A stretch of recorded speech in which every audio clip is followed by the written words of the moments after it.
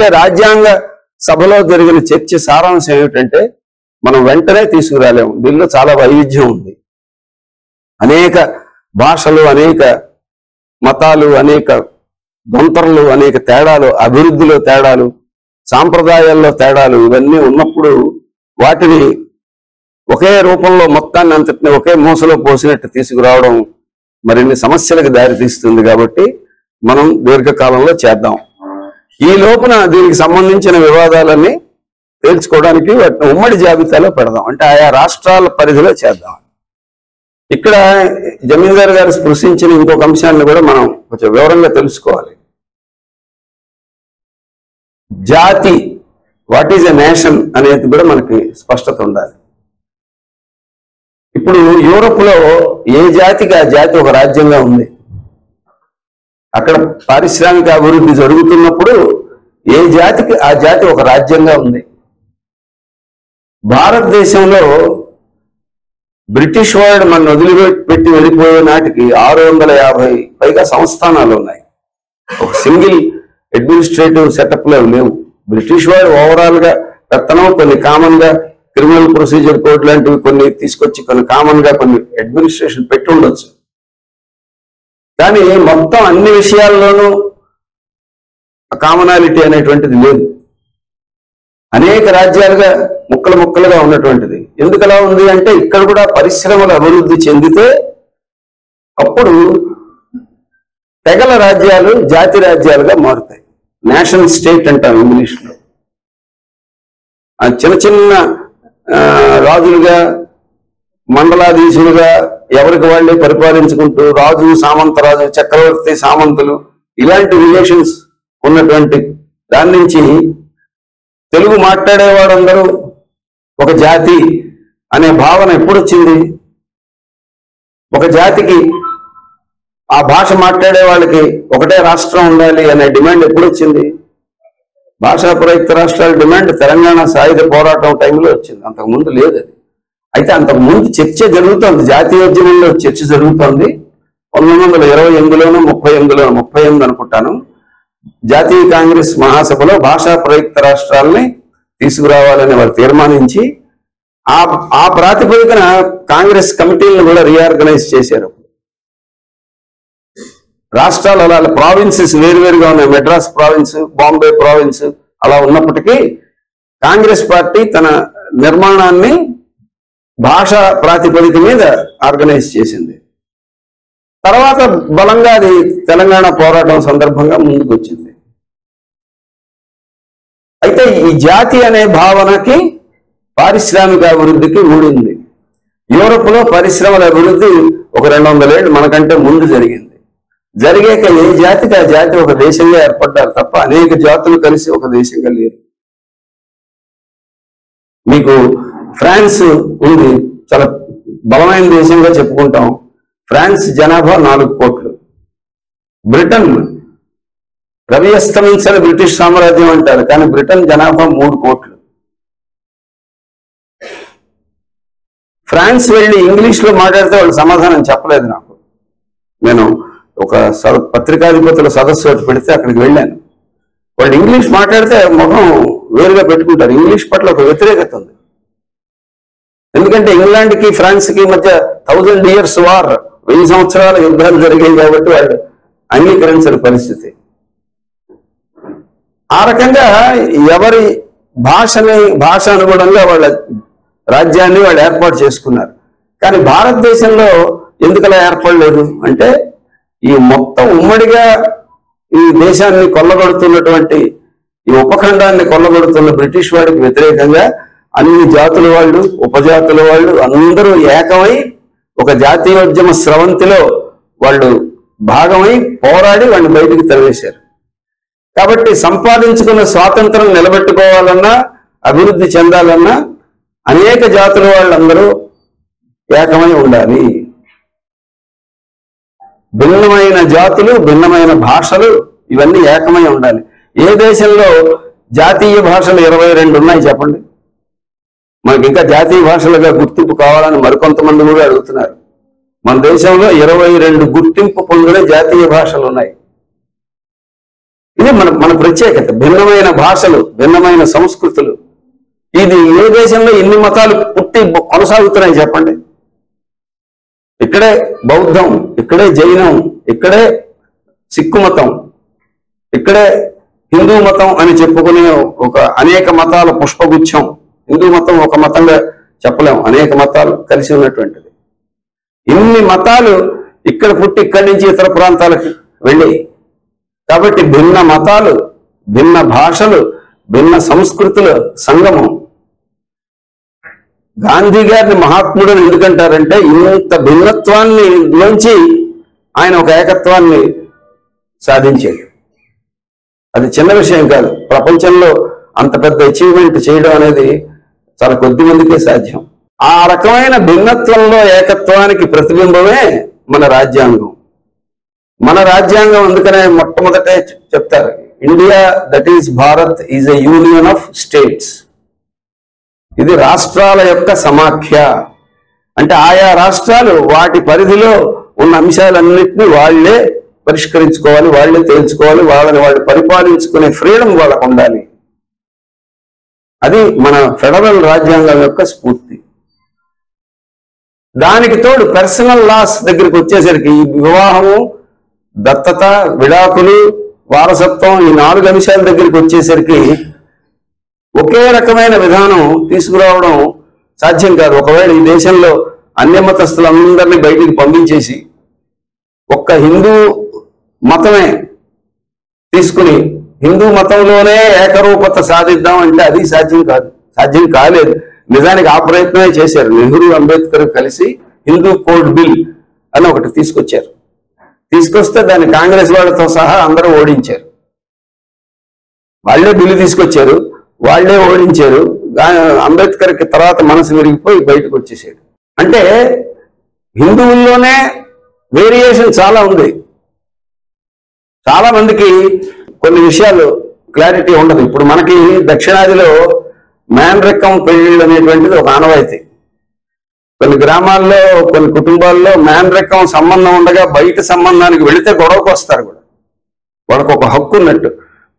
బావ ఉండగా మేనరికం సంబంధం ఉండగా, లేకపోతే మా ఉండగా నువ్వు బయట సంబంధం ఎలా చూస్తావు అని చెప్పి తగువాడతారు. ఇదే నార్త్ లో, హర్యానాలోనో లేకపోతే ఉత్తరప్రదేశ్లోనో అటుపక్క, ముఖ్యంగా హర్యానా ఖాప్ పంచాయతీలు అది జరిగే ఆ ప్రాంతాల్లో అబ్బాయి వైపు నుంచి 5 తరాలు, అమ్మాయి వైపు నుంచి 3 తరాలు వెనక ఎక్కడైనా ఉమ్మడిగా ఒక మనిషి ఉంటే వాళ్ళకి పెళ్లి చేయకూడదు. వాళ్ళని సగోత్రీకులుగా పరిగణిస్తారు. అంటే ఇక్కడ మనం చేసేది హర్యానాలో చాలా పెద్ద అనాచారం. అటువంటప్పుడు ఉమ్మడిగా హిందువులకే ఒక ఉమ్మడి పౌర స్మృతి అని పెట్టి ఒక యూనిఫామ్ సివిల్ కోడ్. యూనిఫామ్ అంటే ఉమ్మడి అని అనకూడదు. ఉమ్మడి అంటే కామన్, యూనిఫామ్ అంటే ఏకరూపం. ఏకరూపం అనేటువంటిది దాని రూపమే తప్ప దాని సారంలో ఐక్యత ఉండదు. ఉమ్మడి అంటే దాని సారంలో కూడా ఐక్యత ఉంటుంది. అందుకని మనం ఉమ్మడి పౌర స్మృతి అని కాకుండా తెలుగులో మాట్లాడితే ఏకరూప పౌర స్మృతి అని మాట్లాడడమే correct. Uniformity is not equality. ఒక స్కూల్లో అందరికీ ఒకటే డ్రెస్ వేయచ్చు, కానీ ఒక కుర్రాడు కారులో వస్తాడు, ఒక కుర్రాడు నడుచుకుని వస్తాడు. ఐక్యత, సమానత్వం లేదు అక్కడ. అందుకని ఇక్కడ వాడు తెస్తా ఉంటుంది uniform civil code, common civil code కాదు. ఈ హర్యానాలో ఉన్న ఆచారాన్ని దక్షిణాది మీద రుద్దితే దక్షిణాది వాళ్ళు ఒప్పుకుంటారా? దక్షిణాదిలో ఉన్న పద్ధతిని ఉత్తరాదిలో కూడా పెర్మిట్ చేస్తామంటే వాళ్ళు ఒప్పుకుంటారా? ఎలా సాధిస్తారు ఐక్యత? ఇలాంటి అంశాలు చెప్పుకోవాలంటే చాలా ఉన్నాయి. అందుకని వివాహం, ఈ విడాకులు, దత్తత, వారసత్వం అనేవి ఎందుకు ఇలా వేరువేరుగా ఉన్నాయంటే అవన్నీ ఆయా ప్రాంతాల మత విశ్వాసాలు, కులాల సాంప్రదాయాలు, ఆ కట్టుబాట్లతో ముడిపడిపోయి ఉన్నాయి, విడిగా లేవు. మరి వీటన్నింటిలో కూడా ఒక యూనిఫార్మిటీ తీసుకురావాలి కదా. ఆదేశ సూత్రాల్లో కూడా చెప్పుకున్నాం కదా. అంటే తీసుకురావాలి. ఎలా తీసుకురావాలి? ముందు ఎక్కడికక్కడ ఏ ప్రాంతంలో ఆ ప్రాంతంలో అసలు ఏమున్నాయి, ఇప్పుడు ఆచారాలు, పద్ధతులు, ఇప్పుడు అనుసరించే విధానాలు ఏమిటి, ఇప్పుడు అనుసరించే కట్టుబాట్లు ఏమిటి, ఇదంతా కూడా ఎక్కడ రికార్డు లేదు. కోర్టులో ఒక వివాదం వస్తే ఇది మా కులంలో ఆచారం, మా తెగలో ఆచారం అంటే ఇలాంటి ఆచారం రైటు తప్పు అని చెప్పే అధికారం కోర్టుకు లేదు. ఇప్పుడు షెడ్యూల్డ్ తెగల్లో బహుభార్యాతృత్వం వాళ్ళకి ఒక ఆచారం, అలాంటిది ఉండడానికి వీలు లేదు అని చెప్పడానికి సుప్రీంకోర్టుకి అధికారం లేదు, సుప్రీం న్యాయ వ్యవస్థకే లేదు. ఎందుకంటే అది వాళ్ళ వ్యక్తిగత అంశాల్లో వాళ్ళ మత విశ్వాసాల్లో జోక్యం చేసుకుంటున్నట్టు అవుతుంది. మత స్వేచ్ఛ కూడా ఇచ్చింది రాజ్యాంగం. నా మతాన్ని ప్రచారం చేసుకోవడానికి స్వేచ్ఛ, 25వ అధికరణం. నా మతాన్ని ప్రచారం చేసుకునే స్వేచ్ఛ. ముందు మత విశ్వాసం కలిగి ఉండే స్వేచ్ఛ, రెండోది మతాన్ని ప్రచారం చేసుకునే స్వేచ్ఛ, దాన్ని అమలు జరిపే స్వేచ్ఛ. కానీ దానికి క్రమంగా దానికి పరిమితులు పెట్టాలి, పెట్టి తేవాలి. పెళ్లి ఎవరికైనా పెళ్లి అవసరమే, ఒక మతంలో వాళ్ళకే పెళ్లి ఇంకో వాళ్ళకి లేదని కాదు కదా. కాబట్టి ఈ 4 అంశాలు కూడా మెల్లిగా మతం దాని యొక్క ఆ ఫెన్సింగ్ లోంచి, ఆ కంచెలోంచి వీటిని అంశాలని విడగొట్టి సెక్యులర్ ఫీల్డ్లోకి, లౌకిక రంగంలోకి వాటిని మార్చి తర్వాత యూనిఫార్మిటీ తీసుకురావాలి. అలా అయితే అవుతుంది తప్ప ఇప్పుడు బలవంతంగా వృద్ధితే అవదు. యూనిఫామ్ సివిల్ కోడ్లో ఏముంది? జగన్మోహన్ రెడ్డి గారు చాలా అమాయకంగా అడిగారు, ఏముందో చెబితే అప్పుడు దాని మీద వైఖరి చెబుదామని. ఆయన అమాయకంగా అడగలేదు, చర్చ నుంచి పారిపోవడానికి అడిగాడు. ఎందుకంటే యూనిఫామ్ సివిల్ కోడ్ ఫలానాది ఉంటుంది అని మోడీ గవర్నమెంట్ ఏం చెప్పలేదు. వాళ్ళు ఎటువంటి డ్రాఫ్ట్ చట్టాన్ని రూపొందించి ప్రజల మధ్య చర్చకు పెట్టలేదు. అలాంటిది ఏమైనా పెడితే అప్పుడు వ్యవహారం రసవత్రంగా ఉంటుంది. అప్పుడు తగు హిందువులకి ముస్లింలకి ఉండదు, మొత్తం అందరూ కొట్టుకుంటారు. అది మతంతో నిమిత్తం లేదు. ఏ ఆచారం గొప్పది? హర్యానా వాళ్ళు దక్షిణాది వాళ్ళు కొట్టుకుంటారు. అప్పుడు నాది గొప్పదంటే నాది గొప్పదని. దేశం మొత్తం చీలికలు పేలికలు అయిపోవడానికి తప్ప దేశాన్ని బలంగా ముందుకు నడిపించడానికి అది ఉపయోగపడదు.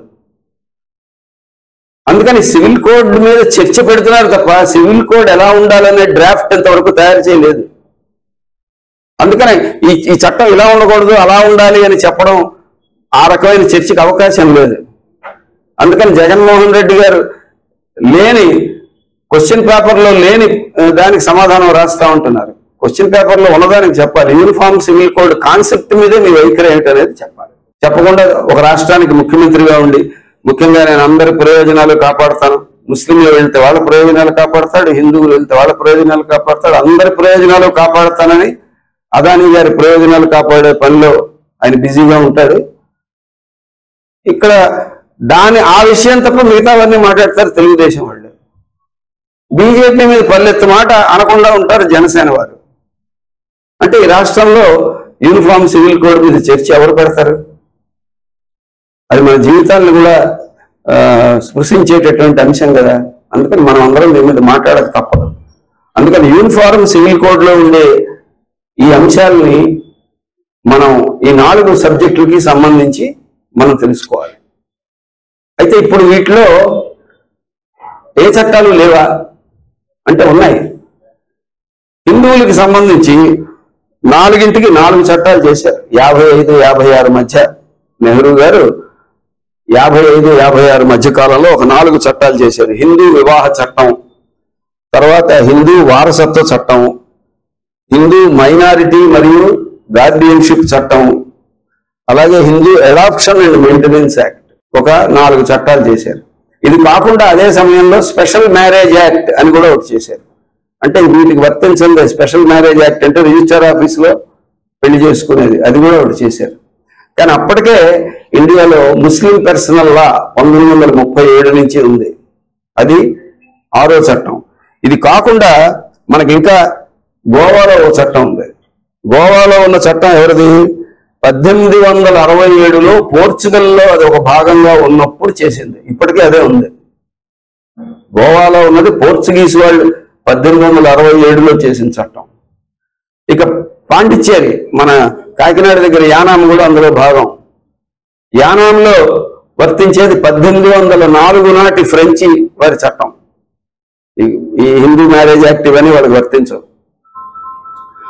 ఇక ట్రైబల్ ఏరియాల్లో ఈ చట్టాలన్నిటికీ మినహాయింపు ఉంది. వాళ్ళ సాంప్రదాయాలు వాళ్ళ పద్ధతులను అనుసరించాలి అనేటువంటిది వాళ్ళకి బ్రాడ్ ఎగ్జంప్షన్ ఉంది. Schedule 5th schedule 6th schedule అంటారు. 6th షెడ్యూల్ అంటే ప్రధానంగా ఈశాన్య ప్రాంత రాష్ట్రాలు, అంటే మొత్తం రాష్ట్రంలో అత్యధిక భాగం దాని కింద వస్తుంది. 5th షెడ్యూల్ అంటే మన ఆంధ్రప్రదేశ్ లాంటివి, అంటే గిరిజనులు చిక్కగా కట్టగట్టుకుని ఒక దగ్గర ఉన్న ప్రాంతాలని ఏ ప్రాంతాలను నోటిఫై చేస్తే అది 5th షెడ్యూల్, రాష్ట్రం మొత్తాన్ని నోటిఫై చేస్తే అది 6th షెడ్యూల్. ఈ ప్రాంతాల్లో వాళ్ళ ఈ పర్సనల్ లాస్ కానీ ఇవన్నీ కూడా పర్సనల్ లాసే కాదు, ఈవెన్ భూమికి సంబంధించి ఇతర వివాదాలు అన్ని కూడా వాళ్ళు ఆమోదిస్తే తప్ప అది అమల్లోకి రాదు. మన అసెంబ్లీ ఒక చట్టం చేసింది అనుకోండి రాష్ట్రం మొత్తానికి, గిరిజన ప్రాంతంలో ఆ చట్టాన్ని దాన్ని ఆమోదిస్తున్నట్టు గవర్నర్ గారు ప్రత్యేకంగా ఆదేశం ఇస్తే తప్ప గిరిజన ప్రాంతాలకు అది వర్తించదు. ట్రైబల్ అడ్వైజరీ కౌన్సిల్ కనుక గిరిజన సలహా మండలి వాళ్ళు ఎమ్మెల్యేలు ఉంటారు, వాళ్ళు కూర్చుని మాకు ఈ చట్టం వర్తించకూడదు అని అంటే వాళ్ళ మీద రుద్దే అధికారం అసెంబ్లీకి లేదు. ఆ రకంగా ఆయా ప్రాంతాలకి ప్రత్యేకమైన రక్షణలు ఉన్నాయి. రక్షణ అంతేకాదు, యూనిఫార్మిటీ అనేది ఈవెన్ ఇతర వాటిలో కూడా కొన్ని లేదు. హిమాచల్ ప్రదేశ్ ఉంది, అక్కడ మీరు భూమి కొంటామంటే కుదరదు. వీళ్ళంతా కాశ్మీర్ గురించి ప్రచారం చేశారు కానీ హిమాచల్ ప్రదేశ్ లో మీరెళ్ళి భూమి కొంటామంటే కుదరదు. 6th షెడ్యూల్ ఏరియాల్లో కుదరదు, 5th షెడ్యూల్ ఏరియాల్లో కుదరదు. ఆ ప్రాంతాలకు చెందిన వాళ్లే కొనాలి, మిగతా వాళ్ళు కొనడానికి లేదు. ఇలాగ చాలా రక్షణలు ఉన్నాయి. ఆ ఎగుడు దిగుడులు, అసమానతలు, వైవిధ్యాలు వీటన్నింటినీ లెక్కలోకి తీసుకుని ఎక్కడికక్కడ వర్తించే విధంగా చట్టాలు చేసి ఈ దేశాన్ని ఐక్యంగా 75 ఏళ్లుగా కాపాడుకుని వస్తున్నారు.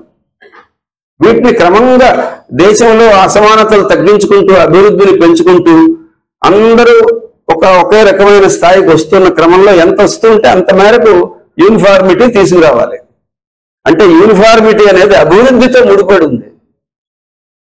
అభివృద్ధి లేనప్పుడు యూనిఫార్మిటీ ఎలా సాధ్యం? 10 ఏళ్ల క్రితం నాకు యజమానికి మధ్య ఆదాయాల్లో అంతరం, నాకు ₹1 వస్తే ఆయనకి ₹10 వచ్చేది. 10 ఏళ్ల తర్వాత నాకు ₹1 వస్తే ఆయనకి ₹100 వస్తుంది. మా ఇద్దరికి యూనిఫార్మిటీ ఎలా సాధ్యం అవుతుంది? 10 ఏళ్ల తర్వాత నాకు ఒక ₹5 వచ్చి ఆయనకి ₹10 వస్తే అప్పుడు మెల్లిగా యూనిఫార్మిటీ తీసుకురావచ్చు.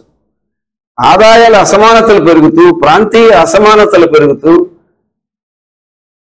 కులమత విభేదాలు పెరుగుతూ ఉన్నప్పుడు యూనిఫార్మిటీ గురించి మాట్లాడడం అర్థం ఏంటి? అందుకని మనం ఇన్ని చట్టాలు ఉన్నాయి అనేటువంటిది మనం ముందు గుర్తించాలి. ఈ చట్టాలన్నింటినీ ఒక రూపంలో తీసుకురావడానికి ఒక దీర్ఘకాల ప్రయత్నం జరగాలి అనేటువంటిది మనం గమనించాలి. అందుకని రాజ్యాంగమే ఒకటి ఆదేశ సూత్రాల్లో పెట్టింది, మళ్ళా ఈ యూనిఫామ్ సివిల్ కోడ్ అనేటువంటిది ఆ అంశాలని రాష్ట్రాలకు సంబంధించి కంకరెంట్ లిస్ట్ ఉమ్మడి జాబితాలో కూడా పెట్టింది. ఇది రాజ్యాంగం నాటి పరిస్థితి. తర్వాత వీళ్ళు అప్పుడప్పుడు ఆ విషయాలు లేవనెత్తుతున్నా మనకి మళ్ళా ఎక్కువగా చర్చ జరిగింది. ఆ తర్వాత కాలంలో షాబానో కేసు ఇటువంటి సందర్భాల్లో చర్చ జరిగింది. దానికి మనకు టైం ఉంటే తర్వాత ఆ వివరాలు చెప్తాను. కానీ ముఖ్యంగా మనం గమనించాల్సింది ఏంటంటే, మోడీ గవర్నమెంట్ వచ్చిన తర్వాత వాళ్ళ ఎజెండాలో ఉంది కదా ఒక ఎజెండా, సాధించాల్సిన ఒక ఎజెండా. అందుకని 2015లో ఒక law commission, 21st law commission, ఒక లా కమిషన్ ఏర్పాటు చేశారు. మీరు ఈ యూనిఫామ్ సివిల్ కోడ్ మీద పరిశీలించి మీ రిపోర్ట్ ఇవ్వండి అని. లా కమిషన్ దాదాపు 80,000 మందిని, రకరకాల మత సంస్థలు, పెద్దలు, గురువులు, అన్ని మతాల వాళ్ళని, అన్ని ప్రాంతాల వాళ్ళని, దాదాపు 80,000 మందిని దేశవ్యాప్తంగా వాళ్ళ అభిప్రాయాలన్నీ వాళ్ళు పరిగణనలో తీసుకున్నారు. తీసుకుని వాళ్ళు రికమెండేషన్స్ చేశారు. అందులో మొట్టమొదటి రికమెండేషన్ ఏమిటి? ఇప్పుడున్న పరిస్థితుల్లో యూనిఫామ్ సివిల్ కోడ్ అనేటువంటిది ఈ దేశంలో ఉన్న సమైక్యతని, సమగ్రతని దెబ్బతీస్తుంది. దేశ సమైక్యత, ప్రజల మధ్య ఐక్యత దెబ్బతింటుంది. కాబట్టి ఇప్పుడున్న పరిస్థితుల్లో దాన్ని ముందుకు తేకూడదు ఒకటి. రెండవది, ఇప్పుడు దేశంలో అనేకమైన మతాలు, అనేకమైన కులాలు, అనేకమైన సాంప్రదాయాలు ఇవన్నీ ఉన్నాయి కాబట్టి ప్రాంతాల వారి, మతాల వారి, కులాల వారి తేడాలన్నీ ఉన్నాయి కాబట్టి ఈ తేడాలన్నింటినీ ముందు కోడిఫై చేయాలి. ఇప్పుడున్న సాంప్రదాయాలు, ఆచారాలు వీటికైతే దాదాపు చట్టం లాంటి స్థానం ఉందో అవన్నీ ముందు కోడిఫై చేయండి, ఉన్నవన్నీ రికార్డు రాయండి. తర్వాత వాటిని ఎలా కుదించాలో తెలుస్తాయి. ఇప్పుడు ఎన్ని ఉన్నాయో ఎవరికి తెలియదు, తీర్పిచ్చే జడ్జి గారికి కూడా తెలియదు. కాబట్టి కోడిఫై చేయండి అనేది రెండోది చెప్పారు. మూడోది చాలా ముఖ్యమైనది ఏమిటంటే, ప్రతి మతంలోనూ ఆడవాళ్ళకి వివక్షత ఉంది. ఆడవాళ్ళ పట్ల ఆడవాళ్ళని ప్రతి మతం చిన్నచూపు చూసింది. ఆ మతం ఈ మతం అని లేదు, అన్ని మతాలు ఆడవాళ్ళని చిన్నచూపు చూసాయి. అందువల్ల ఆడవాళ్ళకి మగవాళ్ళకి సమానమైన హక్కులు లేవు. ముందు ఎక్కడికక్కడ ఏ కమ్యూనిటీగా కమ్యూనిటీలో ఆడవాళ్ళకి సమాన హక్కులు ఉండే విధంగా మార్పులు ముందు తీసుకొస్తే, ఆ రకమైనటువంటి ఒక ఇంటర్నల్ రిఫార్మ్, అంతర్గతమైనటువంటి సంస్కరణ ఏ మతానికి ఆ మతంలో, ఏ కమ్యూనిటీకి ఆ కమ్యూనిటీలో, ట్రైబల్స్ లో కూడా అంతర్గతంగా ఎక్కడికక్కడ ఆ రకంగా మనం తీసుకొస్తే తర్వాత దీన్ని యూనిఫార్మిటీ వైపు దేశం మొత్తం నడిపించవచ్చు. ఇది మూడోది ముఖ్యమైనది. ఈ ప్రధానంగా వాళ్ళు చెప్పినటువంటి అంశాలు. అక్కడ వాళ్ళు వాడిన ఒక పదం ఉంది, ఏమిటంటే పెళ్లి కానీ, విడాకులు కానీ, ఈ దత్తత కానీ, ఆస్తి వారసత్వం కానీ, వీటి యొక్క లౌకిక స్వభావాన్ని కాపాడి మతపరమైనటువంటి వాటి లక్షణాన్ని విడగొట్టాలి. అంటే ఎలా విడగొడతాం? మనకు ఆ పదం చెప్పినప్పుడు జనరల్గా కనబడుతుంది. ఉదాహరణకి ఒక పెళ్లి, లేదా ఒక నికా, లేదా చర్చిలో ఒక మ్యారేజీ. పెళ్లి జరిగే పద్ధతి మతాచారం ప్రకారం జరగచ్చు. పెళ్లి జరిగే పద్ధతి మతాచారం ప్రకారం జరగచ్చు, వాళ్ళ నమ్మకాలు బట్టి. అది దానికి మత స్వభావం ఉంది, దాన్ని గౌరవించవచ్చు. కానీ ఒక ఆడది ఒక మగాడు కలిసి బతకాలా వద్దా, వాళ్ళు కలిసి సమాజంలో బతకాలా వద్దా అనే అంశం, అది ఏ మతానికి చెందినా ఒకటే సమస్య కదా. వాళ్ళిద్దరికి కుదిరితే కలిసి బతుకుతారు, కుదరకపోతే విడిపోవాలి. ఇది దీనికి ఒక లౌకిక స్వభావం ఉంది. అలాగే ఆస్తి ఉంది, ఆస్తికి మత స్వభావం ఏముంది? దత్తత ఉంది, దత్తత విషయంలో ఒక మతంలో ఒకలాగా, ఇంకో మతంలో ఇంకోలాగా ఉండాల్సిన అవసరం ఏముంది? కాబట్టి పెళ్లి కానీ, విడాకులు కానీ, ఇవన్నీ 4 అంశాల్లోనూ ఏ లౌకిక భాగం అయితే ఉందో, సెక్యులర్ భాగం ఏదైతే ఉందో, దాన్ని మతపరమైన భాగం నుంచి విడగొట్టి అప్పుడు వీటిని యూనిఫార్మిటీ వైపు నడిపించాలి అనేది చాలా ముఖ్యమైనటువంటి భాగం. అంటే దీని సారాంశం మనకు అర్థమైతే మనం బీజేపీని, మోడీని ఒక ప్రశ్న సూటిగా అడగచ్చు. నీకు యూనిఫార్మిటీ రావాలి అంటే సెక్యులర్ క్యారెక్టర్ నువ్వు బలపరచాలి. నువ్వు సెక్యులరిజమే వద్దంటున్నావు. BJP opposite secularism. సెక్యులరిజం అనేటువంటిది ఈ దేశానికి వర్తించదు, ఈ దేశం ఆధ్యాత్మికం అని వాళ్ళు చెబుతారు. ఒకే దేశం, ఒకే మతం, ఇలాంటివన్నీ చెబుతారు. నీకు సెక్యులరిజం అంటేనే పడదు. సెక్యులర్ స్వభావం కలిగినటువంటి ఒక యూనిఫామ్ సివిల్ కోడ్ నువ్వు ఎలాగయ్యా తీసుకొస్తావు? ఇది నీ వల్ల జరిగే పనేనా? మనువాదాన్ని బలపరిచేవాడు, అంటే హిందూ మతంలోనే నా స్త్రీ స్వాతంత్ర్యం అర్హతి అనేవాడు యూనిఫామ్ సివిల్ కోడ్ అంటే అర్థం ఏంటి? నువ్వు ముందు మనువాదం తప్పును ఒప్పుకో, దాన్ని బలపరిచేటువంటి ఆ సాంప్రదాయాలన్నీ తప్పును ఒప్పుకో. కుల వ్యవస్థలో అంటరానితనం లాంటి దుర్మార్గం, ఈ కుల వ్యవస్థ నేను వ్యతిరేకిస్తున్నానని ఒప్పుకో. ఆ తర్వాత యూనిఫార్మిటీ గురించి నువ్వు మాట్లాడాలి. నీకు కుల వ్యవస్థ ఉండాలి, ఆ అంతర నిచ్చెన మెట్లు ఉండాలి, ఆ అణిచివేత ఉండాలి, ఆ మగవాడి ఆధిపత్యం ఉండాలి, అన్నీ ఉండాలి. యూనిఫార్మిటీ కావాలంటే ఏమిటి నాటకం? పులి శాకాహారం మీద సదస్సు పెట్టినట్టే. అందుకని ఇంకెవడైనా మాట్లాడొచ్చు యూనిఫామ్ సివిల్ కోడ్ మీద. బీజేపీకి మాట్లాడే అధికారం లేదు, వాళ్ళకి అర్హత లేదు. ఇది ఒక ముఖ్యమైనటువంటి అంశం. సెక్యులర్ క్యారెక్టర్ లేకుండా యూనిఫామ్ సివిల్ కోడ్ ఎలా సాధ్యం కాదు. కాబట్టి బీజేపీ ఇది మాట్లాడడానికి అస్సలు లేదు. అందుకని 21st లా కమిషన్ చాలా క్లియర్ గా ఈ పాయింట్లు చెప్పింది. ఎప్పుడు రిపోర్ట్ ఇచ్చారు వాళ్ళు? 2018లో ఇచ్చారు. 5 ఏళ్ళు అవుతుంది. లా కమిషన్ తను నియమించిన ఒక లా కమిషన్ నివేదిక ఇస్తే ఇచ్చిన నివేదిక మీద ప్రభుత్వం స్పందించాలి కదా. అంగీకరిస్తున్నాం లేకపోతే మాకు అంగీకారం కాదు, ఏదో ఒకటి చెప్పాలి. ప్రభుత్వం నియమించిన కమిషన్ నివేదికని పార్లమెంటు ముందు పెట్టాలి. ఆ సబ్జెక్టు రాష్ట్రాలకు కూడా ఉమ్మడి సబ్జెక్టు కాబట్టి రాష్ట్రాలన్నిటికీ పంపించి రాష్ట్రాల అభిప్రాయాలు దాని మీద అడగాలి. ఏమీ చేయకుండా దాన్ని కిందపెట్టి కూర్చుంది. 2020లో మళ్ళా 22వ లా కమిషన్ పెట్టింది. ఇప్పుడు దానికి ఒక ఎక్స్టెన్షన్, దాని టైం కూడా 2023 జూన్ 30కి అయిపోయింది.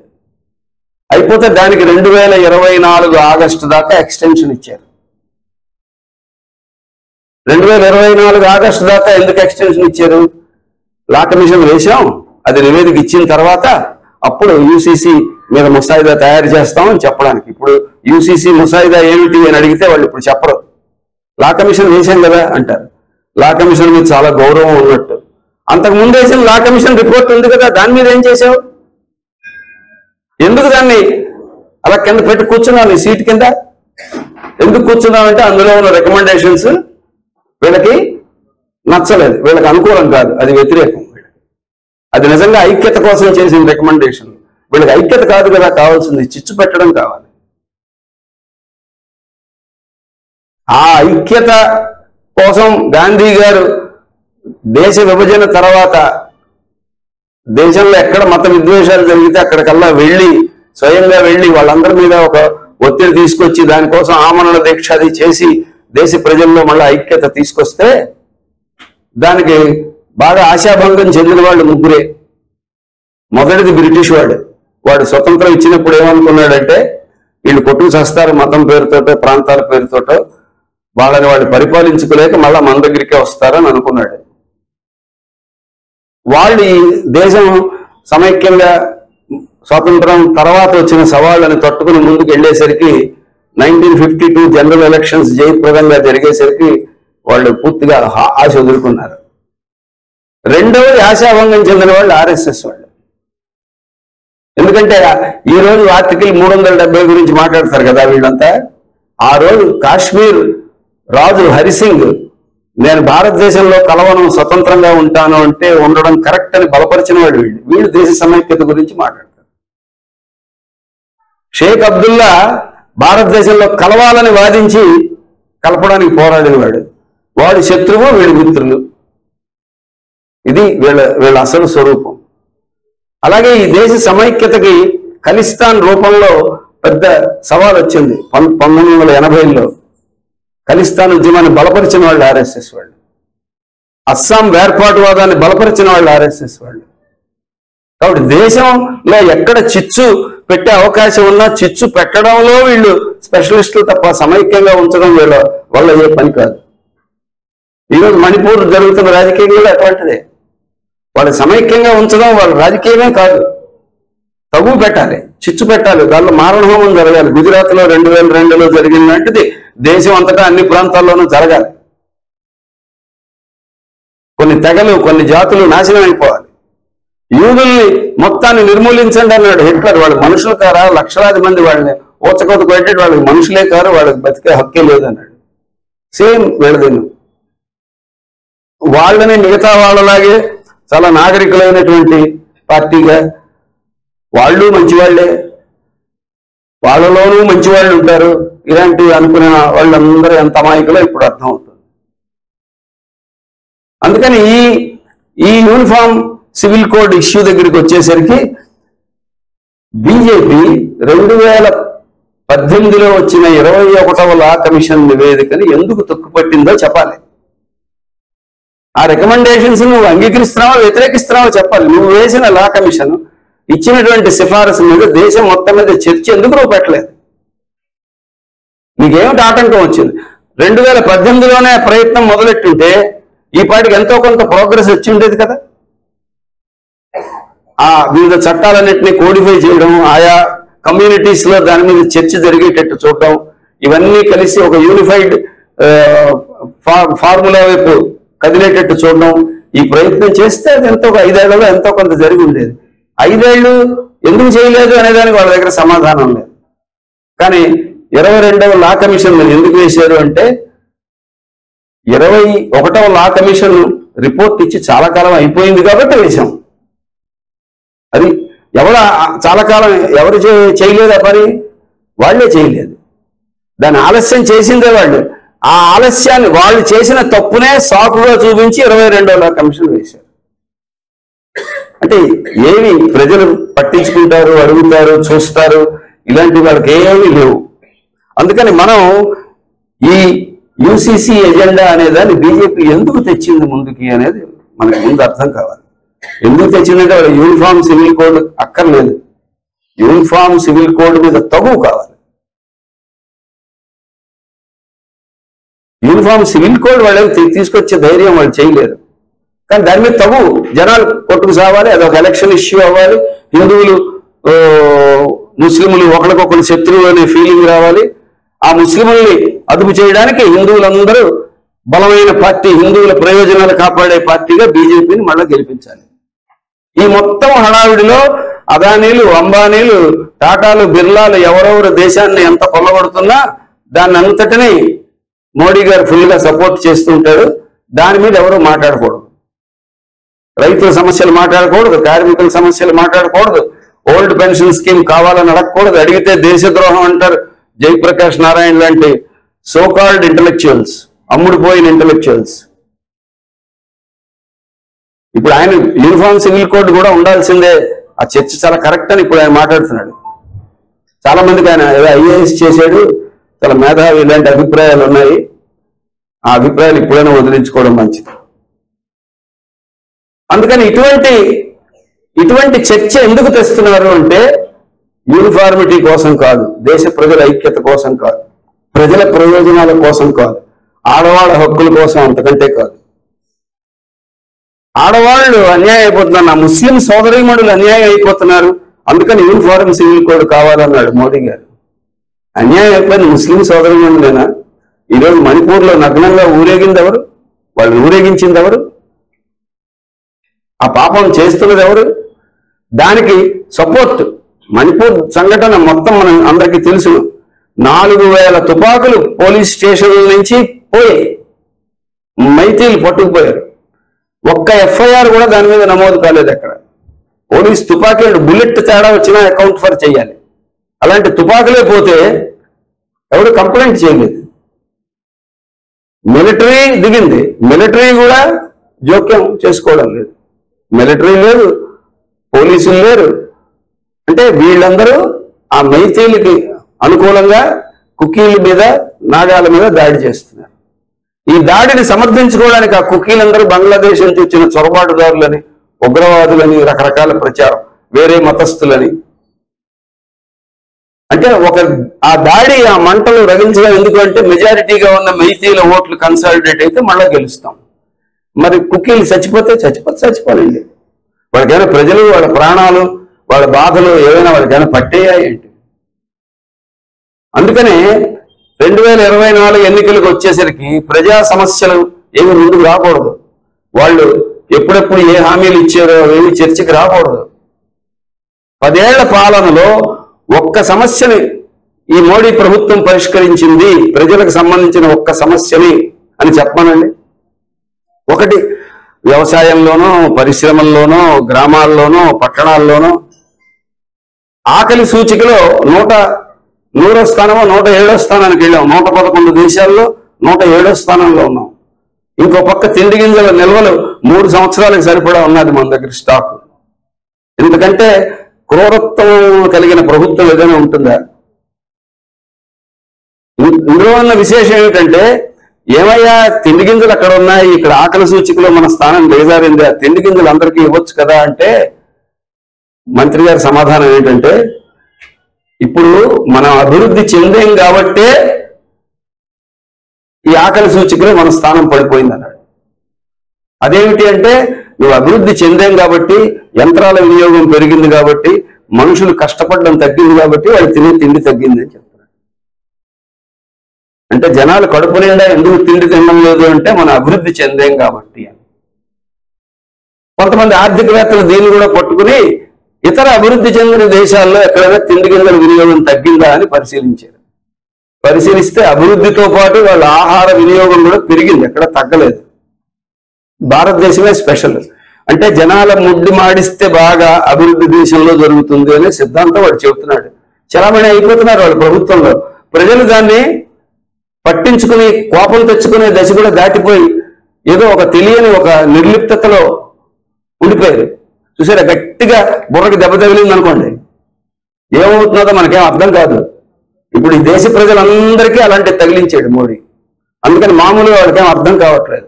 చుట్టూ ఉన్న మీడియా ఏమి చెప్పడం లేదు, ఎలక్ట్రానిక్ ఛానల్స్ కానీ ఇవి కానీ చెప్పడం లేదు. సోషల్ మీడియా అంతా వాళ్ళ గోలే కనిపిస్తుంది, మనదేం వినిపించదు. అందుకని వాడు ఆ రకంగా జనాల ఆలోచనల మీద వాడి వాయిస్ డామినేట్ చేసేలా పెట్టుకుని ఇప్పుడు వాళ్ళు అనుకున్న ఎజెండాను ముందుకు తెచ్చారు. ఇప్పుడు ఏమడుగుతాడు, నువ్వు యూనిఫామ్ సివిల్ కోడ్ అనుకూలమా వ్యతిరేకమా చెప్పు అంటాడు. మీరేం చెప్తారు?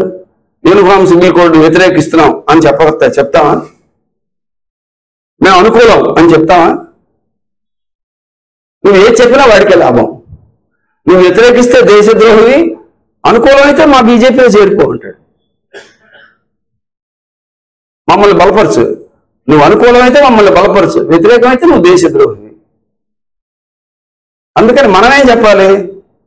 నువ్వు ప్రశ్నకు ముందు చెప్పవయ్యా, యూనిఫార్మిటీ కావాలా, ఈక్వాలిటీ కావాలా, సమానత్వం ఉందా, ఏకరూపతం ఉందా, నువ్వు చెప్పు సమాధానం అని మనం ప్రశ్న అడగాలి తప్ప వాళ్ళు అడిగే ప్రశ్నలన్నింటికి సమాధానాలు చెప్పి వాళ్ళని ఒప్పించి వాళ్ళని కన్విన్స్ చేసి వాళ్ళని మన వైపు తిప్పుకోవచ్చు అనే అమాయకులు ఎవరైనా ఉంటే అమాయకత్వం నుంచి బయటపడండి.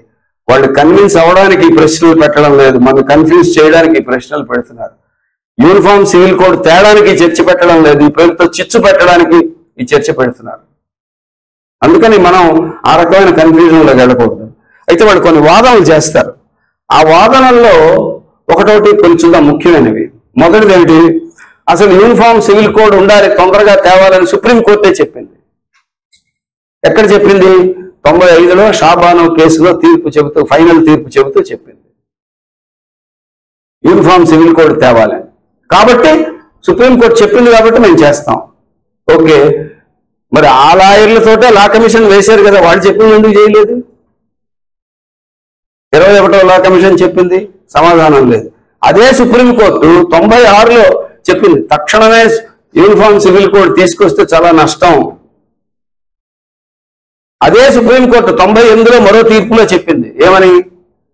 సెక్యులర్ క్యారెక్టర్, ఈ వివాహం, దత్తత ఇలాంటి అంశాలలో లౌకిక స్వభావం కలిగిన భాగాన్ని విడదీసి అప్పుడు యూనిఫార్మిటీ తీసుకురండి అని. మరి దాని గురించి ఎందుకు మాట్లాడు? వాళ్ళు అక్కడ చెప్పింది కాబట్టి, సుప్రీంకోర్టు అక్కడ చెప్పింది, ఆదేశ సూత్రాల్లో ఉంది, ఈ సాకులే, అంతకుమించి దానిలో డెప్త్ ఏమీ లేదు. ఇంకోటి ఏమంటారు, ముస్లిం పర్సనల్ లాలోనే అన్యాయం ఉంది, అది పోవాలంటే యూనిఫార్మ్ సివిల్ కోడ్ తేవాలి. అన్యాయం ముస్లిం పర్సనల్ లాలో మాత్రమే ఉందా? ఒక ఎగ్జాంపుల్ చెప్తాను. మన వారసత్వ చట్టాల్లో, హిందూ వారసత్వ చట్టాల్లో ఒకరి చేతిలో ఆస్తి ఉంటే, వారసత్వంగా వచ్చిన ఆస్తి అయినా, పిల్లలు మైనారిటీలుగా ఉన్నప్పుడు వాడు దాన్ని ఎవరికైనా రాసి ఇచ్చేయచ్చు, అమ్మేయచ్చు, ఏమైనా చేయొచ్చు. ముస్లింల వారసత్వ చట్టంలో వాడికి తోచినట్టు చేయడానికి 1/3 ఆస్తిని అలా చేయగలడు, మిగతా 2/3 వాడికి ముట్టుకునే రైట్ లేదు. వాడి తర్వాత తరాల వాళ్ళకి ఆ హక్కు ఉంటుంది. మన హిందూ వారసత్వ చట్టాల్లో అటువంటిది లేదు. ఏది బెటర్ అంటారు? ఎవడో తాగుబోతో లేకపోతే తప్పుడు పనులో జోదరో ఏదో వాడి ఆస్తి అంతా తగలేస్తే దానికి ఎంతో కొంత బ్రేక్ వేసే నిబంధన ముస్లింలలో ఉంది, హిందువులలో లేదు. ఏది బెటర్? దాన్ని తీసుకొచ్చి ఇక్కడ అమలు జరుపుతారా? ఇప్పుడు చేయగలరా? ఇంతెందుకు, హిందూ అన్డివైడెడ్ ఫ్యామిలీకి ట్యాక్స్ మినహాయింపులు ఉన్నాయి. ఇప్పుడు హిందూ అన్డివైడెడ్ ఫ్యామిలీకి ఆ పేరు చెప్పి పెద్ద పెద్ద మార్వాడీలు, పెద్ద పెద్ద వ్యాపారస్తులు, అన్ని ప్రాంతాల్లో ఉన్న వాళ్ళందరూ ట్యాక్స్ మినహాయింపులు పొందుతూ ఉంటారు. ఇప్పుడు యూనిఫార్మిటీ తేవాలంటే ఏం చేయాలి?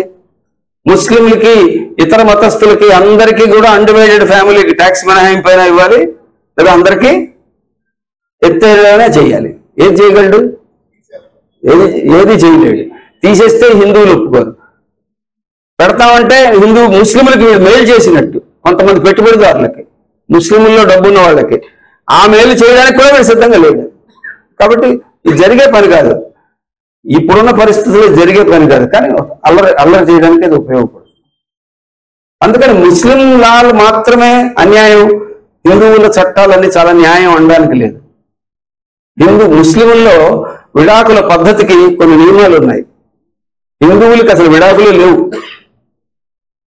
చాలా మందికి ఈ అంశం తెలియదు. ఇతర చట్టాల కింద వెళ్ళి విడాకులు తీసుకోవాలి తప్ప హిందూ పర్సనల్ లాస్ లో ఉన్న వాటి ప్రకారం, హిందూ వివాహ చట్టం వాటి అన్నింటిలో విడాకులు తీసుకుంటా ఉంటే కుదరదు. వేరే కారణాలు చెప్పి వేరే చట్టాల రూపంలో తీసుకోవాలి. మీ మనుధర్మ శాస్త్రం చెప్పిందే మన చాగంటి కోటేశ్వరరావు గారు కూడా చెప్తూ ఉంటాడు. ఏమిటని? ఒక స్త్రీ నోటి వెంట రాకూడని మాట ఏమిటి అంటే, నేను నా భర్తతో కాపురం చెయ్యను. ఆ మొక్క రాకూడదుట స్త్రీ నోటి వెంట. అంతకంటే పాపం ఇంకోటి లేదుట. ఆయన చెబుతాడు. ఆయన చెప్పినవన్నీ సీడీలు బ్రహ్మాండంగా సర్క్యులేట్ అవుతుంటాయి. చాలా మంది కుర్రాళ్ళు కూడా చాలా దాన్ని ఏమంటారు, పారవశ్యంతో అన్ని వింటూ ఉంటారు. ఎంత మూర్ఖత్వం అది! అది భర్తకేమీ లేదు, భార్యకే అది. దీనికంటే ముస్లిం పర్సనల్లోకి వచ్చింది అయినా ఆ విషయంలో. ఇక్కడే మనకి వాళ్ళు ప్రతిసారి మాట్లాడే షాబానో కేసు గురించి తెలియాలి. షాబానో ఒక వృద్ధ ముస్లిం మహిళ, 70 ఏళ్ళు వయసు ఆవిడకి. ఆవిడ నాకు పోషణ చూడటం లేదు నా భర్త అని కోర్టుకు వెళ్ళింది.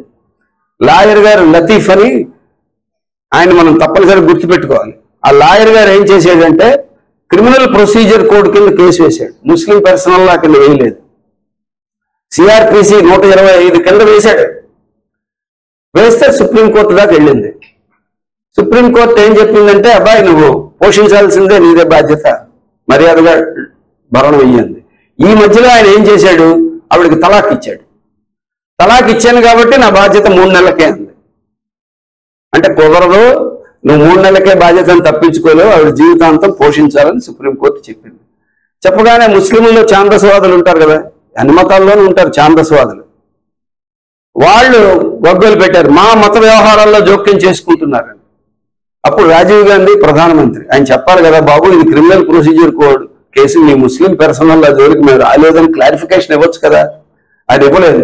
ఆ ముస్లిం నోట్లు ఎక్కడ పోతాయో అని గాబరా పడి ముస్లిం women maintenance and separation act అని ఒక చట్టం చేశాడు హడావుడిగా. ఆ చట్టంలో ఏం చెప్పాడు, ముస్లిం మగవాడు భార్యకి తలాక్ చెప్పిన తర్వాత ఇద్దత్ కాలం 3 నెలల పాటు ఆవిడని పోషించాలి. ఆ తర్వాత కాలంలో ఆవిడ పోషణ బాధ్యత ఆవిడ పుట్టింటి వాళ్ళది లేదా వక్ఫ్ బోర్డుది అన్నాడు. పుట్టింటి వాళ్ళది లేదా వక్ఫ్ బోర్డుది. ఇప్పుడు 70 ఏళ్ల షాబాను పోషించకపోతే పుట్టింటికి ఎక్కడికి వెళ్తుంది? ఆ పుట్టింటి వాళ్ళు ఎవరో బతికుండాలి కదా. ఏమైనా అర్థం ఉందా చట్టంలో? అలాగే వక్ఫ్ బోర్డు పోషించలేదు. వక్ఫ్ బోర్డు ఆస్తులను అందరూ కాజేసేస్తున్నారు. వాళ్ళు ఎక్కడి నుంచి పోషిస్తారు? అంటే ఇప్పుడు కాశీలో వితంతువులు, దిక్కులేని వితంతువులు ఎలా చేరుతూ ఉంటారో వక్ఫ్ బోర్డుల చుట్టూ ముస్లిం మహిళలు భర్తలు వదిలేసిన వాళ్ళందరూ అలా చేరాలన్నమాట. అది రాజీవ్ గాంధీ గారు చేసిన గొప్ప చట్టం. ముస్లిం ఛాందసవాదం ప్రభావానికి లొంగి ఆయన చేశాడు. ఈ చట్టం తప్పని దేశంలో చాలా మంది చెప్పారు. ముస్లిం మహిళలు వాళ్ళ సంఘాలు అందరూ కూడా తిట్టారు. అయితే లతీఫ్ గారు ఊరుకోలేదు. లతీఫ్ గారు ఏం చేశాడంటే ఆ చట్టాన్ని కొద్దిగా లోతుగా చదివాడు. చదివి దాని మీద ఎప్పీల్కి వెళ్ళాడు. వీళ్ళు ఏం వాదించాడు, అయ్యా రాజీవ్ గాంధీ గారు చేసిన చట్టంలో ఇద్దత్ కాలంలో ఆవిడికి న్యాయమైన పోషణ ఖర్చు ఇవ్వాలి అని ఉంది, రీజనబుల్ కాంపెన్సేషన్ అని ఉంది. రీజనబుల్ నష్టపరిహారం ఏమవుతుంది? 3 నెలలు మాత్రమే బతికించడం రీజనబుల్ అవుతుందా? ఆవిడ జీవితాంతం బతికుండడం అనేది రీజనబుల్ అవుతుందా? కాబట్టి ఈ కొత్త చట్టం ప్రకారం కూడా 3 నెలల లోపు మొత్తం ఆవిడ జీవితం అంతా బతకడానికి సరిపడా డబ్బులు ఇవ్వాలి, లేదా వాయిదాలోనే ఇవ్వండి, మాకు అభ్యంతరం లేదన్నాడు. మళ్ళీ గెలిచారు కేసు. అందుకని ఇప్పుడు ఈ కేసు లాస్ చూపించి మళ్ళా కోర్టులకు వెళ్ళి రిలీఫ్ తెచ్చుకోవచ్చు వాళ్ళు. కాబట్టి హిందూ చట్టాల్లో ఏదో గొప్ప రక్షణ ఉన్నట్టు, ముస్లిం చట్టాల్లో ఆ రక్షణ అంతా కరువు అయిపోయినట్టు, వాళ్లే అన్యాయం అయిపోతున్నట్టు ఈ రకమైన మొసలి కన్నీరు కార్చడం అనేది కరెక్ట్ కాదు. ఇంత మొసలి కన్నీరు కార్చేవాడు, ముస్లిం సోదరులు సోదరిమణులని బాధపడిపోతున్నవాడు మరి మణిపూర్లో సోదరీమణుల గురించి మాట్లాడటం, నాగాలాండ్లో ఉన్న ప్రభుత్వం లోకల్ గవర్నమెంట్ ఉంది, అక్కడ లోకల్ బాడీస్ ఉంటాయి కదా, పంచాయతీలు, జిల్లా పరిషత్తులు, వాటిలో 1/3 రిజర్వేషన్ ఉండకూడదు, మా చట్టాలు ఒప్పుకోవు కాబట్టి 1/3 రిజర్వేషన్ ఎత్తేయండి అని తీర్మానం చేస్తే దాన్ని బలపరిచింది బీజేపీ. అంటే మహిళల సాధికారత నాగాలాండ్లో వచ్చినప్పుడు నాగాలాండ్ లోని సోదరీమణులు అని గుర్తురారు, ఇక్కడ మాత్రం గుర్తుకొస్తారు. కాబట్టి ఇదంతా కపట నాటకం. ఇంకొకటి ఏం చెబుతారు, ముస్లింలు బహుభార్యాతృత్వం ఉంది అందువల్ల జనాభా పెరిగిపోతుందని. అసలు ఏమైనా దానికి దీనికి సంబంధం ఉందా? యాక్చువల్ ఫిగర్స్ తీసుకుంటే హిందువుల్లో కానీ ముస్లింల్లో కానీ ఇప్పుడు బహుభార్యాతృత్వం 1% ఉంది. కొంచెం ఒకరిది 0.9 అయితే ఒకరిది 0.8, ఇంతే తేడా. అందరు బహుభార్యలు కలిగి ఉన్న ముస్లిం వీరులు ఎవరు లేరు. ఇంకా గిరిజనుల్లో బహుభార్యాతృత్వం దాదాపు 7% ఉంది, వాళ్ళ సాంప్రదాయం పాత కొనసాగుతుంది. కానీ హిందువులు ముస్లింల మధ్య బహుభార్యాతృత్వంలో పెద్ద తేడా లేదు. ఇది ఒక ఫ్యాక్ట్. రెండోది ఏంటి, జనాభా పెరిగిపోవడం. ఈ 75 ఏళ్లలో కూడా హిందూ ముస్లిం జనాభా మధ్య నిష్పత్తిలో పెద్ద తేడా ఏం లేదు, అది కూడా పెద్దగా మారిపోయింది ఏమీ లేదు. మరి వీళ్ళ గోల ఏంటి, వాడు 3-4 పెళ్లి చేసుకుంటే 3-4 పిల్లల్ని కనొచ్చని. జనాభా ఎప్పుడు పెరుగుతుంది, ఆడవాళ్ళ పిల్లల కంటే పెరుగుతుంది, మగవాడు కండ కదా. ఆడవాళ్ళ సంఖ్య అలాగే ఉన్నప్పుడు 4 ఆడవాళ్ళకి ఒక భర్త ఉంటేనేంటి, ఒక ఆడదానికి ఒక భర్త ఉంటేనేంటి, జనాభా ఒకటే కదా పెరిగేది. ఈ కామన్ సెన్స్ పాయింట్ కదా. జనాభా పెరుగుదలకి బహుభార్యాతృత్వానికి సంబంధం ఏంటి? అసలు ఏమైనా కొంచెం కామన్ సెన్స్ ఉన్నవాడు ఎవడైనా అడగాల్సిన ప్రశ్న. కానీ అది ప్రచారం అయిపోతూ ఉంటుంది. ముస్లింలు రేపు పొద్దున్న మన దేశంలో మనమే మైనారిటీ అయిపోతాం, అందుకని ఈ యూనిఫామ్ సివిల్ కోడ్ తేవాలి. ఏ తలా తోక ఏం ఉండదు, వాళ్ళు చెప్పేదాల్లో రీజనింగ్ హేతుబద్ధత ఏం ఉండదు. ద్వేషం ఏదో ఒకటి చెప్పి ఆ ముస్లింల మీద క్రైస్తవుల మీద వాళ్ళ మీద ద్వేషాన్ని రెచ్చగొట్టడం. ఇది తప్పురా అంటే నువ్వు దేశద్రోహివి, లేదా నువ్వు సూడో సెక్యులరిస్టువి, నీకు అభివృద్ధి అక్కర్లేదు, నువ్వు హిందూ మతానికి అన్యాయం చేస్తున్నావు, నువ్వు అవకాశవాదివి, తిరిగి తిట్టడం, ఎదురు తిట్టడం. సమాధానం, వాళ్ళు సమాధానం చెప్పిన ప్రశ్న ఒక్కటి లేదు. ఈ 10 ఏళ్లలో ప్రజలు సంధించిన ఏ ప్రశ్నకి వాళ్ళు సమాధానం చెప్పలేదు. నోట్ల రద్దుతో నువ్వు ఏంటి పరిష్కరించావు, వాళ్ళ దగ్గర సమాధానం లేదు. జిఎస్టీతో ఏం సాధించావు, వాళ్ళ దగ్గర సమాధానం లేదు. విద్యా హక్కు చట్టంతో ఏం ప్రజలకు ఒరుగుతుంది, వాళ్ళకేమీ లేదు. నిరుద్యోగం ఎందుకు పెరుగుతోంది, సమాధానం లేదు. ప్రజలు ఎదుర్కొనే నిజమైన సమస్యలకు వాళ్ళ దగ్గర సమాధానం లేదు. చెప్పాలని వాళ్ళు అనుకోవడం లేదు, ఎందుకంటే వాళ్ళ సిద్ధాంతం చాలా క్లియర్ గా ఉంది. ఈ దేశ సంపద మొత్తాన్ని కొద్దిమంది సమర్థులైన వ్యాపారుల చేతుల్లో పెట్టాలి, వాళ్ళే నిర్వహించగలరు. ఈ దేశ పరిపాలనా బాధ్యతని కొద్దిమంది మేధావులుగా ఉండే ఆ పెద్ద కులాలకు చెందిన వాళ్ళతో, లేదా అటువంటి స్థాయి కలిగిన మేధావులతో, ఎటువంటి భవబంధాలు లేని వాళ్ళతో పరిపాలన సాగించాలి. అంటే నరేంద్ర మోడీ గారు భవబంధాలు లేవు, ఉన్న భార్యను వదిలేసి ప్రధానమంత్రి అయ్యాడు. అలాగే యోగి ఆదిత్యనాథ్ గారు, ఇలాంటి వాళ్ళు. వీళ్ళ చేతుల్లో దేశ అధికారం ఉండాలి, దేశ సంపదంతా అంబానీలు అదానీల చేతుల్లో ఉండాలి. ఇంకా ప్రజాస్వామ్యం అంటే అది మన దేశానికి సంబంధించిన మాట కాదు. ప్రజాస్వామ్యం అంటే అది ఫారిన్ కాన్సెప్ట్, కాబట్టి మనకు ప్రజాస్వామ్యం అక్కర్లేదు, కేంద్రీకృత అధికారాలు కావాలి. ఇది వాళ్ళ కాన్సెప్ట్. వాళ్ళు రాసుకున్నారు బంచ్ ఆఫ్ థాట్స్ లో, వాళ్ళ పుస్తకాల్లో. వాళ్ళేం దాచుకోలేదు, వాళ్ళు రాసుకున్నారు. అవన్నీ రాసుకున్నా ఎవరి మీద కోపం కొద్దీ వీళ్ళని గెలిపించారు మన వాళ్ళు. దానికి ఇప్పుడు ఫలితం మనం చూస్తున్నాం. అందుకని వాళ్ళకి నిజాలు అవేం అక్కర్లేదు. ఇక్కడ వాళ్ళు ఎటువంటి ప్రచారం చేస్తారు దీనికి సంబంధించి, గోవాలో ఉమ్మడి సివిల్ కోడ్ ఉంది, దేశం అంతటా ఎందుకు ఉండకూడదు, ఇది కూడా వాళ్ళ ప్రచారం అవుతుంది. నేను ఇందాకల్లా చెప్పాను, గోవాలో వేరే సివిల్ కోడ్ ఉంది. అది ఎప్పుడుది, పోర్చుగల్ దేశం 1863లోనో 67లోనో ఎప్పుడో చేసిన చట్టం. అది యూనిఫార్మ్ గా ఉందా? గోవాలోనే యూనిఫార్మిటీ లేదు. అందులో ఉన్న ప్రత్యేకత ఏమిటి, క్యాథలిక్స్ కి వేరే చట్టం, వివాహ చట్టం క్యాథలిక్స్ కి వేరే, మిగతా వాళ్ళకి వేరే, హిందువులకి వేరే. హిందువుల చట్టంలో ప్రావిజన్ ఉంది, ఏమిటంటే వివాహం అయిన తర్వాత భార్య 25 ఏళ్ల లోపు సంతానాన్ని కనలేకపోయినా, 30 ఏళ్ల లోపు మగ సంతానాన్ని ఇవ్వకపోయినా భర్త మరో పెళ్లి చేసుకోవచ్చు. అంటే బహుభార్యాతృత్వానికి పర్మిషన్ ఇచ్చింది. రివర్స్గా చూడండి, ఈ భర్తను పెళ్లి చేసుకున్నాక నాకు 25 ఏళ్ళలోపు బిడ్డ పుట్టలేదు, 30 ఏళ్ళలోపు మగపిల్లలు పుట్టలేదు, కాబట్టి నేను ఇంకో మగుడిని చేసుకుంటానంటే ఒప్పుకుంటారా వాళ్ళు? అది మగాళ్ళకే ఇచ్చిన ప్రావిజన్, ఆడవాళ్ళకి లేదు. అంత దుర్మార్గమైనటువంటి చట్టం ఎప్పుడో చేశారు వాళ్ళు. పోర్చుగల్ వాళ్ళు ఇక్కడ సెంటిమెంట్స్ కస్టమ్స్ ని దృష్టిలో పెట్టుకుని వాడు రాజీ పడి ఏదో చేశాడు. ఆ పోర్చుగల్ వాడు ఆ రోజు చేసిన చట్టం ఇప్పుడు 150 సంవత్సరాల తర్వాత అది చాలా గొప్పగా ఉంది అని వీళ్ళు చెబుతున్నారు. వీళ్ళు తేవాలనుకుంటున్న యూనిఫార్మిటీలో గోవా ప్రావిజన్ దేశం అంతటా తెద్దామనా ఏంటి వీళ్ళ ప్లాన్? ఏమిటి వీళ్ళ ఉద్దేశం? అందుకని గోవా సివిల్ కోడ్ అంటే అందులో యూనిఫార్మిటీ ఉందంటే ఉంది కాబట్టి మనకేం తెలియదు కాబట్టి అవును గోవాలో ఉన్నప్పుడు ఇక్కడ ఎందుకు ఉండకూడదు కరెక్ట్ అంటాం. మనకు తెలియని దాన్ని ఉపయోగించుకుని వాళ్ళు ఈ రకమైనటువంటి పని చేస్తున్నారు. ఇది ఒక ముఖ్యమైన అంశం.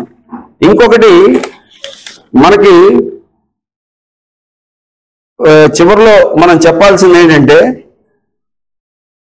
కొన్ని చట్టాల్లో మార్పులు మనం కూడా గట్టిగా అడగాల్సినవి ఉన్నాయి. ఇప్పుడున్న secular act, special marriage act ఉంది 1954, దాని తర్వాత కొన్ని అమెండ్మెంట్లు కూడా వచ్చాయి. దాని ప్రకారం ఇంత వయసు దాటితే తప్ప పెళ్లి చేయకూడదు అని ఉంది. జరిగిపోతున్నాయి.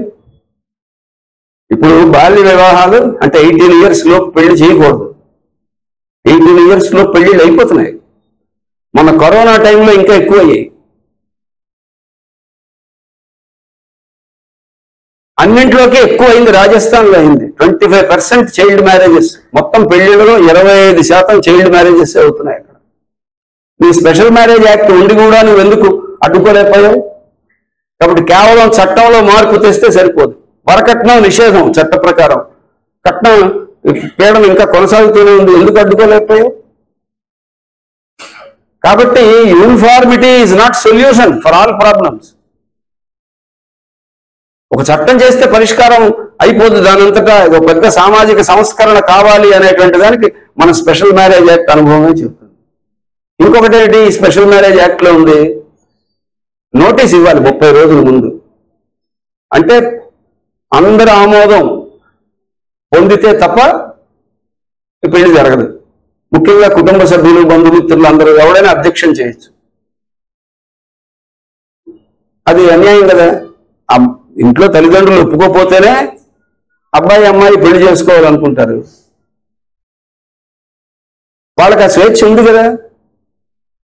30 రోజులు నోటీస్ ఇవ్వడం ద్వారా స్వేచ్ఛగా అబ్బాయి అమ్మాయి పెళ్లి చేసుకోవడానికి వీలు లేని పరిస్థితులు కల్పించింది ఆ స్పెషల్ మ్యారేజ్ యాక్ట్. కాబట్టి ఆ 30 రోజులు నోటీస్ తీసేయాలనేది కూడా అడగాలి. మోడీ గారు తీసేస్తాడో లేదో చెప్పాలి. కాబట్టి వాళ్ళు చెప్పాల్సినవి చాలా ఉన్నాయి, కానీ వాళ్ళు వాటినన్నింటినీ చెప్పరు. నువ్వు అనుకూలమా వ్యతిరేకమా చెప్పు అని అడుగుతారు తప్ప వాళ్ళు వీటన్నిటికీ సమాధానం చెప్పాలంటే వాళ్ళ దగ్గర ఏ సమాధానం లేదు, సమాచారము లేదు. అందుకని మనం మనోధర్మ శాస్త్రాన్ని బలపరిచేవాడు, దాన్ని ఖచ్చితంగా అమలు జరుపుతామని చెప్పేవాళ్ళు, మన గతకాలపు ఆధ్యాత్మిక సమాజమే చాలా గొప్పది అని గతకాలపు ఆచారాలన్నింటినీ చాలా గొప్పగా చిత్రీకరించేవాళ్ళు ఈరోజు ఒక ఆధునికమైనటువంటి యూనిఫార్మ్ సివిల్ కోడ్ గురించి మాట్లాడుతున్నారంటే దాని అర్థం ఏమిటి? లౌకికవాదం అంటేనే పడని వాళ్ళు, రాజ్యాంగంలో సెక్యులర్ ఉన్నదాన్ని తొలగించాలని పట్టుబడుతున్నటువంటి వాళ్ళు సెక్యులర్ స్వభావం ఉన్న యూనిఫార్మ్ సివిల్ కోడ్ ని తీసుకొస్తారా? దాని గురించి వాళ్ళు ఎందుకు మాట్లాడుతున్నారు? Welcome to our YouTube channel.